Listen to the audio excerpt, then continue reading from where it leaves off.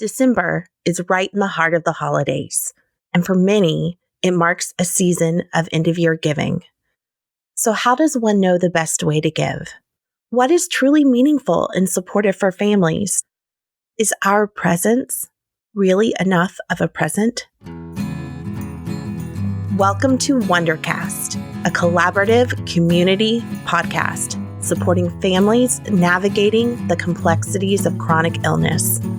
Today, I am joined by Lauren Wiatrek, Austin area mom, local writer, and editor for Austin Moms, Wonders and Worries client, living with stage 4 recurrent metastatic breast cancer, and one of the elected families for this year's Making Spirits Bright holiday giving. Today, she joins us to share about balancing her seasons of giving and receiving and provides valuable insight on supporting families enduring long journeys of chronic illness. This is Lauren. Hi, I'm Lauren Wiatrek and excited to be here. I was diagnosed with breast cancer in 2017 and it was stage 3C. I was 32 years old and I was still nursing my second daughter.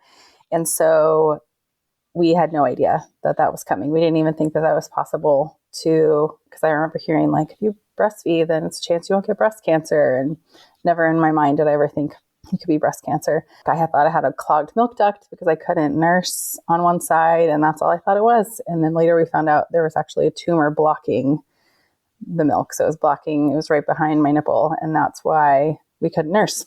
And everything started moving really, really fast. So I'm sure many can resonate with that feeling of just feeling like you're standing still and the world is just spinning around you and you can't quite figure out how to make it stop. And I underwent every treatment possible that year. So the really, really harsh one, I don't even like saying the name, but the really horrible red one.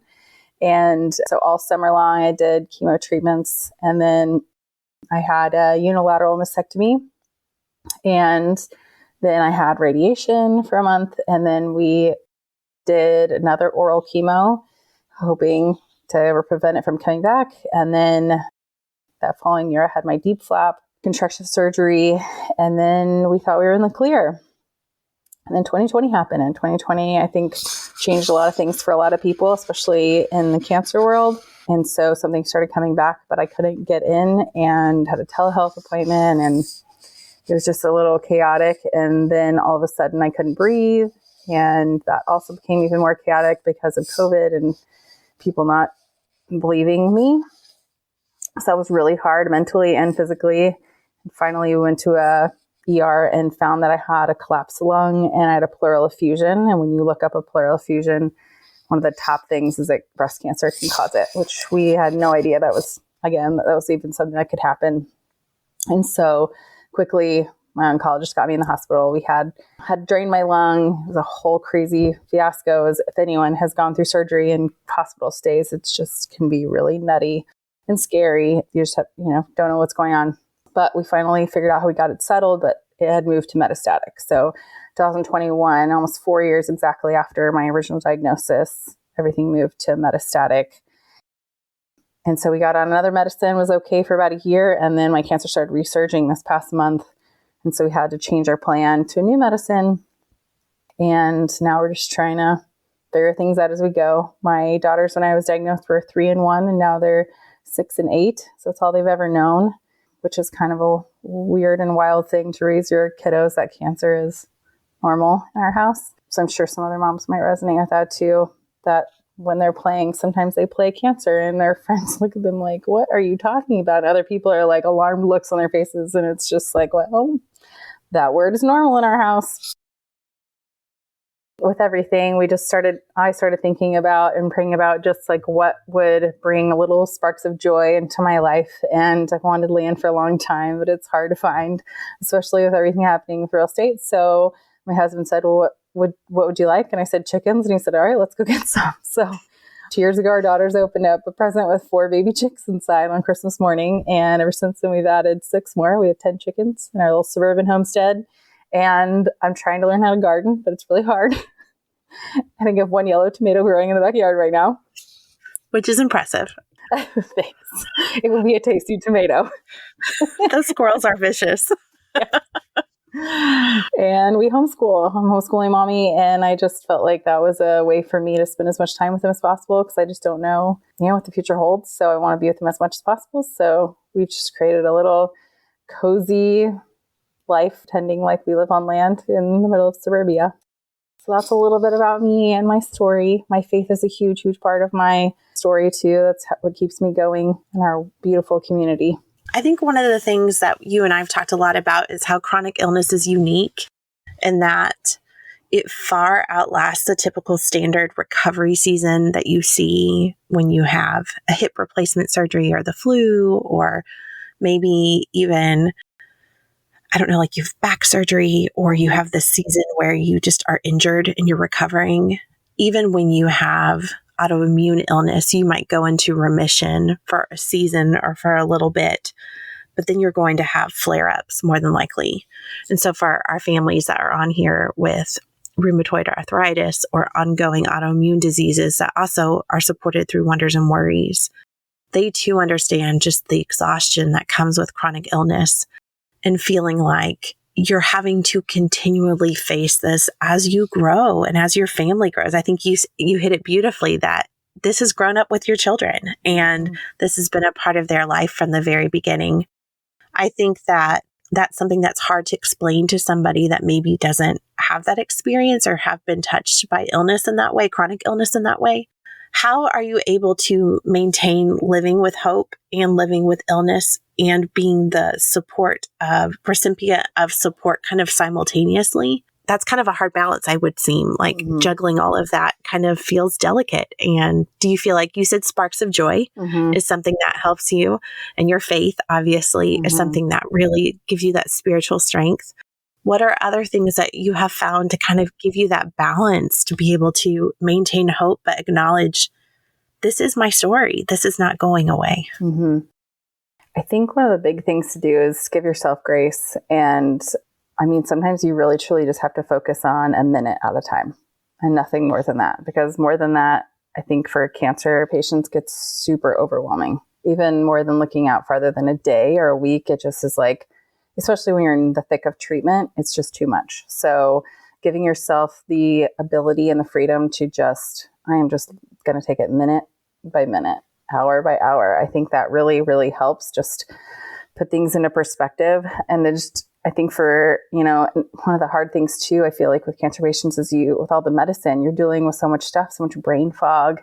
It's hard to think. It's hard so accepting help, just realizing that people helping is a blessing. They want to bless you, and just allowing that. I think that's one of the biggest detriments for cancer patients is allowing help. I know so many who just, they don't speak up. And I think it's really, really important because you're not expected to do this alone in any way, shape, or form. I think that one of the things that I hear from a lot of our families is that if you take on the help, it's your way of saying that you are losing hope. And I think that's an important message to share with families, that you have the permission to be able to have people help you. And that does not mean in any way that you are giving up your fight. Not at all. And that people are helping you because they want to walk this journey with you. They want to be alongside as you continue to fight. They think that you are doing such strong work that they want to be able to help as well. Absolutely.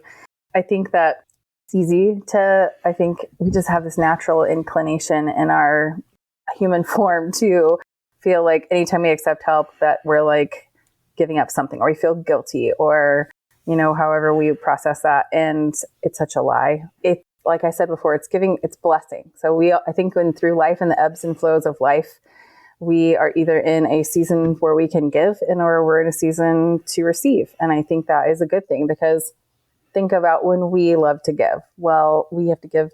Who are we giving to, right? So it's the same thing. Flip it on the other side. It's the same way, right?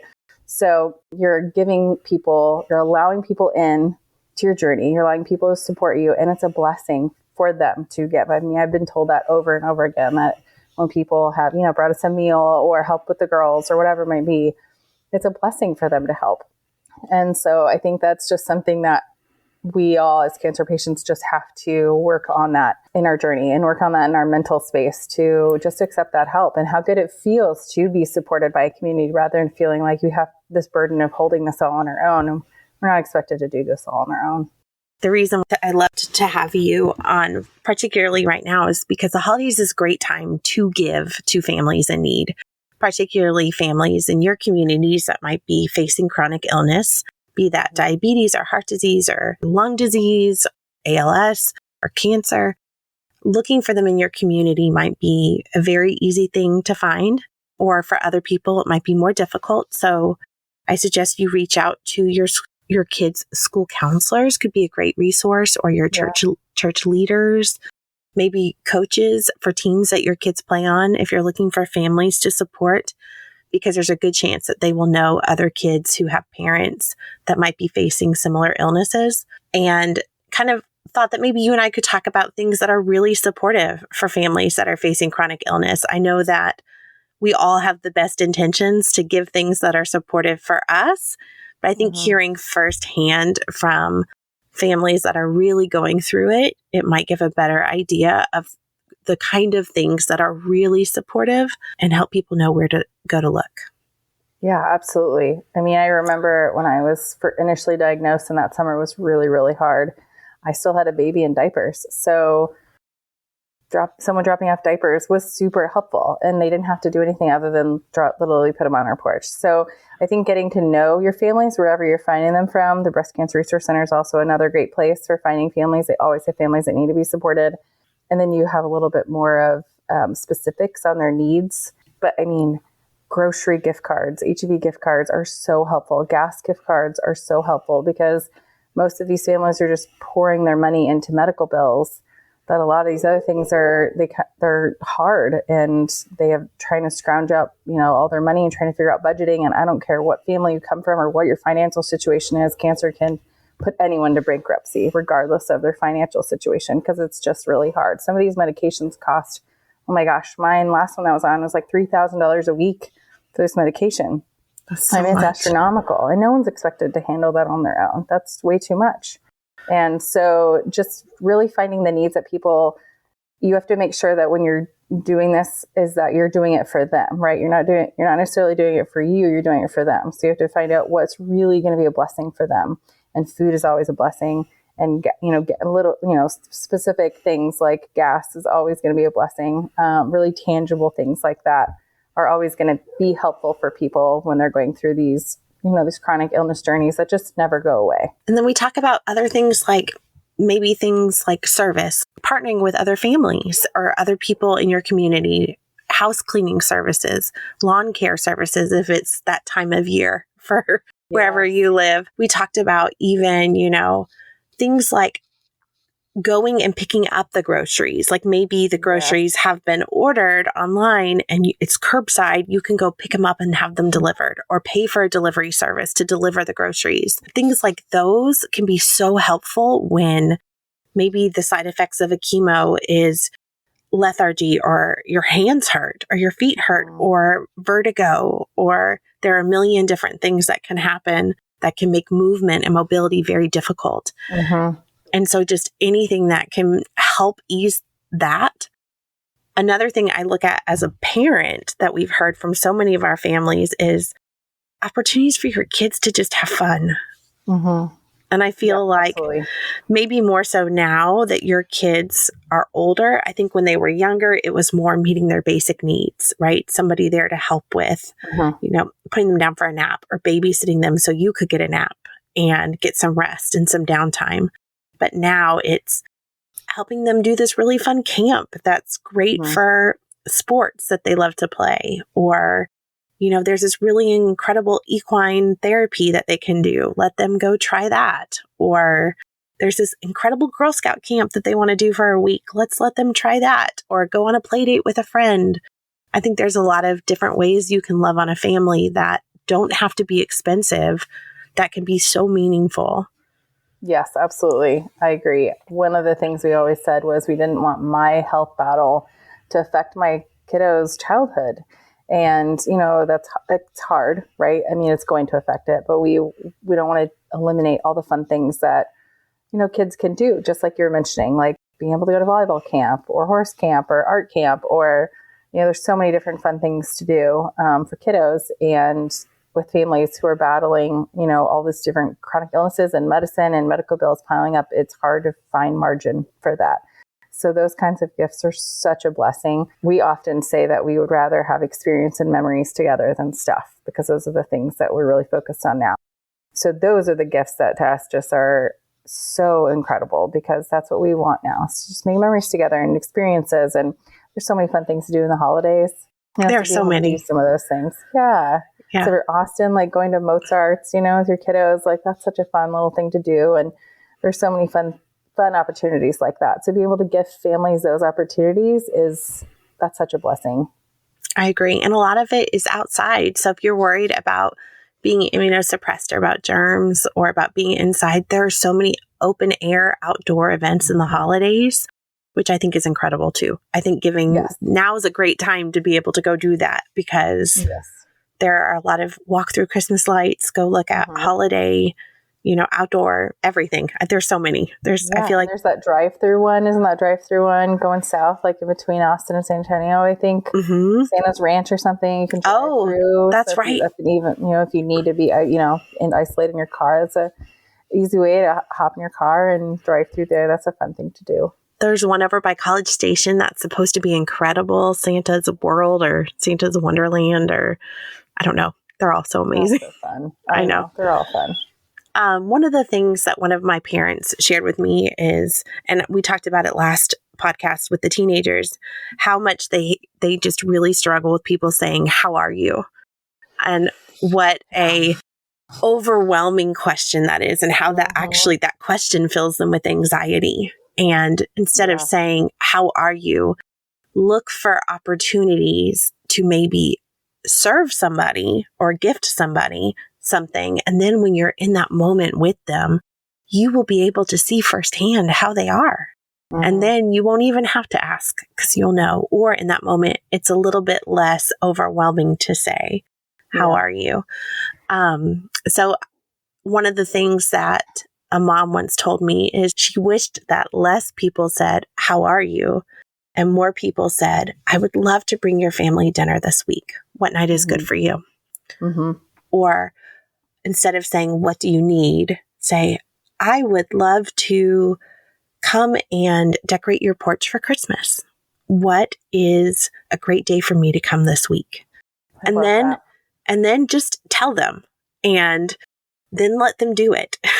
And I think that's hard, because you're giving up a lot of control, but you are also letting somebody love on you and take care of you. And you don't have to think of what to do, because I think that brain fog you referenced is very real. And I read a whole blog post about this. Yeah, you did? I read a whole blog post about asking questions, because that was how I felt. Was so many people had asked, "How are you?" And I'm like, "Oof, we have to get better at asking better questions," because it is so overwhelming. Like, how do you think I am? I'm dealing with cancer. Like, I'm not great. Not well. So we need to do better questions. So I did write a whole blog post about this. Like, what are some, and I even put out, what are some good questions? Like, a good question would be, "How is your day today?" Just let's take that big, big, big question and let's funnel it down to make it a little bit smaller and easier to answer. Or, how was your morning? Or, there's just different questions we can ask instead of it being so huge. How are your kids? How is your caregivers forgotten a lot? Caregivers need more. So how is your husband? How is your mom? Maybe those are questions, just kind of make it a little bit smaller. And then, yes, I love that. That was the other thing I kind of referenced to in my blog post was, don't just say, "I'm praying for you," and then not do nothing. Or don't just say, "I want to help." Actually do it. And I think one of the biggest things for cancer patients in the cancer world is just showing up. Just show up.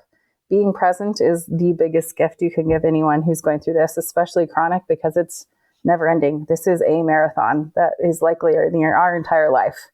And so it often makes us think people are going to forget about us and fall away, because they're going to move on and we don't get to move on. We don't get to do that and be like, some people they give and they're like, oh, I'm glad I did that. And then they move on. We don't get to move on. We're always going to be in this battle, in this journey. So being able to show up for people, which might be dropping off a pack of diapers or dropping off a pack of toilet paper or a coffee on the front porch. Sometimes cancer patients want to be listened to. So just sitting and be able to just let them talk and whatever they need to say, You told me once one of our friends from our church just came over and helped put one of the little kids down that you were caring for, and then just folded your laundry and visited with you. Oh my gosh, it was the most incredible gift the look in my eyes when she answered. Everyone was feeling sick, and my eyes were just like so overwhelmed. And so for someone to come in like that, and she picked up my groceries at curbside, she swooped the baby out of my hands, went and put the baby down, folded the laundry, literally just swooped around the house. She said, give me one big task that you need accomplished. And I did. And I said living room, and she cleaned it all up. And so that was such an amazing gift. That would be so great that is a good thing for other people to think of, like, how can I help people? That's a great way to help people. Just show up. Just show up and love on them. And also looking for little ways to surprise people. I think that one of the things that I hear so much from so many people is this feeling of the lies we tell ourselves and the way that the guilt really kind of sneaks in, especially if you are a giver by nature and you thrive living in that season of giving and you are in a current season of receiving. How difficult that can be for your spirit sometimes, because you're having to be appreciative, which you are so appreciative and grateful, but then also balance with that inability right now to give to others in the way that you are receiving. And that comes with that feeling of almost sadness. It's grief. It's a different form of grief. You're grieving for a life that you used to live that you don't get to live right now. And I think they're validating that and understanding that and being honest with that with yourself is okay. And I think it's important for families to know that they're not alone in feeling that way. I know you've felt that way. You've shared that you felt that way. We're not alone. There's so many people, no matter who you are, where you are, or what your situation is, how many people live in your home. There are so many people that want to help you. They do. And we have this lie that says that we're all alone and that no one's there. And that's just not true. And we have to keep reminding ourselves that over and over. I know I have to do that to myself because I know it's not true. But for whatever reason, there's just this little... I have to do that. And I don't have a chronic illness like that. I know. And just sometimes even the littlest pick me up, like pumpkins on your porch or a special drink or, even just someone sending you a love message or an email or a text message to say, hey, I'm thinking, or I saw this sunset and I thought of you. That can lift your spirit so much to be like, wow, not only was I on their mind, but they thought to really just send it to me and like think of me. And that is putting action with feeling. And that's just so beautiful. It's an easy, effortless way to love on somebody. Yes, I agree. There's so many fun, creative ways to love on people, regardless of what season. So I love what you said about pumpkins. Like, I love that. Like, we had these beautiful people from our church put pumpkins in front of our yard, and it brought me so much joy coming to my home and doing little things like that. Like maybe you drive by and you see their lawn needs to be mowed. So you just show up and you mow their lawn without even saying anything. And then they walk out and then it's just like somebody cared enough to see that there was something that needed to be done. And they just came and they took care of it. Or their lawn need to be raked or whatever it is. Their trash can need to be carried back up. Maybe it's a neighbor. There's so many little ways like that can just show that people are there and people love on you without making it a big production. I will say it helps sometimes to hear firsthand what this type of giving allows you as the person who is walking this journey of illness. What does this time allow for you to do? So I know one of the things I struggle with is I love cooking and I love baking. But right now it's a hard season for me to do that with my hands hurting and my feet hurting from medicine. So accepting meals is kind of hard for me because I love being able to cook, but it's allowing me to rest. It's allowing me to focus on my health. It's allowing me to shift and focus on my kids and give them some more time, and that I would be cooking, instead. It's allowing me to I think one of the biggest ones is rest. I think, when your body is battling something, we need more rest than normal. And so it's just giving us the ability to truly focus on what our body needs so that our body can do its job and the medicine can do its job. And not feeling guilty about that. And it might be that this is not your season of making your favorite baking foods or your traditional cookies that you make every year at the holidays, or maybe it is, and you just are talking through it the whole time and you're having your sous chefs do it and they don't do it as well, but they do it with love. And that might be the approach it is this year. And it will be gingerbread men with extra digits and maybe missing limbs. And it's special and lovely and different in its own way, but it happens and it's part of the story. And it just is a sign that people are there to help you in the way that you're needed. Yeah, absolutely. And I think that through your cancer journey, there might be seasons where it's a little bit extra hard. And then there might be seasons where it's like, okay, I think I'm doing okay for this, for a hot minute here. And so I remember the first year, 2017 Christmas, we had, I think it was a company sponsored our family, and I had no idea. And now we were absolutely blown away by what they brought. And it was really just the girls. They're 3 in 1. We wanted them, 3.5 and 1.5. And we wanted them to have a beautiful Christmas. And so I remember soaking that in and saying to myself, I want to do this for someone else one day when I'm able, I want to do this for someone else. And so that next year I was able to take Christmas gifts to another cancer patient who was going through what I was going through that year before. And I had that, space to do that. And so I think it's good to remind ourselves like, hey, you might have a season where you can give back to someone that, now that we know how hard this is through these cancer patients and chronic illness, like you can bless another family one day, like down the road, like when you're in a season where you might be able to handle, something like that. And that can be in all different ways, shapes and forms to be able to do that. But I think that really helped me being like, I love this and I'm going to pay it forward and do this for somebody else.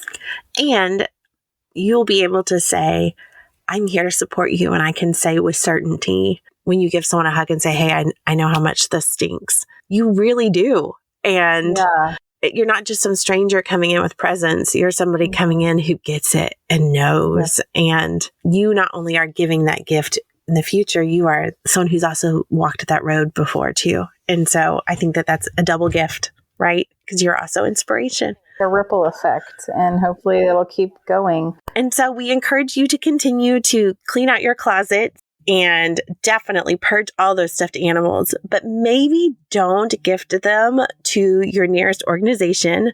First of all, go look at the websites and see what they really need. Go talk to the families and talk to the people who are coordinating their care. Or if it's the Breast Cancer Resource Center, or if it's Wonders and Worries, or the START Center, or Texas Oncology, or Dell Children's Medical Center, anywhere in your local community, check the list to see what is needed, because I guarantee you there are specific, unique needs that are so important for these families. And there is a great space somewhere for those beautiful stuffed animals or those toys that belong to your children, for sure. It just may not be at one of those organizations. So check first and then go love on some people, because this is the perfect season for it. Yes, absolutely. I agree with that. Perfect. Anything else you want to share before I let you have your afternoon? Oh my goodness. I think that Christmas is just a beautiful season for just giving and loving, and I think reevaluating too, before the new year. And I think it's a great time to really just seek out those people that need help. And I think finding maybe a family, and maybe you kind of commit to helping them for a year. And it doesn't have to be big things for helping them for a year, but maybe like little things, like once a month doing something little and sweet for them, just to help them bring joy to their day. Because we have as cancer patients, our days are a roller coaster, mentally and physically. And those little notes and just little acknowledgement of that we are here it speaks more than you could ever possibly imagine. It speaks such big volumes. And so I think that's just a cool thing to think about is, how can we seek out and find those people who truly need help, and how can we bring them little bits of joy throughout their year? I think that would, and a huge part, I think, of this battle is our attitude And so having that positive attitude, which can help, right, being fostered by your community around you, it gives us so much more strength in our battle and in our journey. Thank you for tuning in to our podcast today. Please subscribe and continue to check back as our content is ever evolving. For questions or specific content-related requests, please send an email to podcast@wondersandworries.org.